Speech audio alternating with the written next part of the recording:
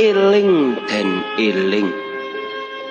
Besok yen wis ana kreta tanpa jaran, tanah Jawa kalungan wesi.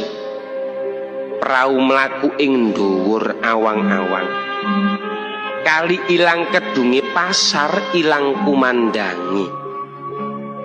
Iku tandha yen tekaning jaman Jayabaya wis cedhak. Bumi saya suwe saya mengkerep. Sakilan bumi dipajeki. Jaran doyan mangan sambel. Wong wadon nganggo pakaian lanang, wong lanang kaya wong wadon. Iku tandane yen wong bakal nemoni wolak-wali ing jaman. Akeh janji ora ditetepi. Akeh wong wani nglanggar sumpahe dhewe. Menungso padha seneng nyalah ora ngendhake aturaning Gusti. Barang jahat diangkat-angkat, barang suci dibenci. Akeh menungso sing utamakne duit, lali kamanungsan, lali kebecikan, lali sanak uga lali kadang. Kepingine mung urip mukti ngumbar nafsu angkara murka, nggedhekake duraka.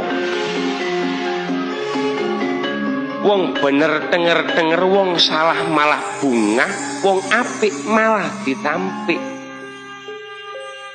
Wong jahat munggah pangkat, wong agung kesinggung.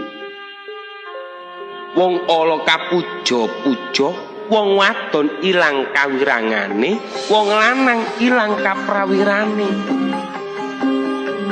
Akeh wong ngedol ilmu, akeh wong ngaku-ngaku njabane putih jerone gadu.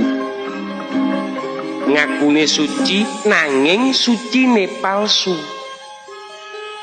Akeh bujuk, akeh lujo, akeh udan salah mangsa.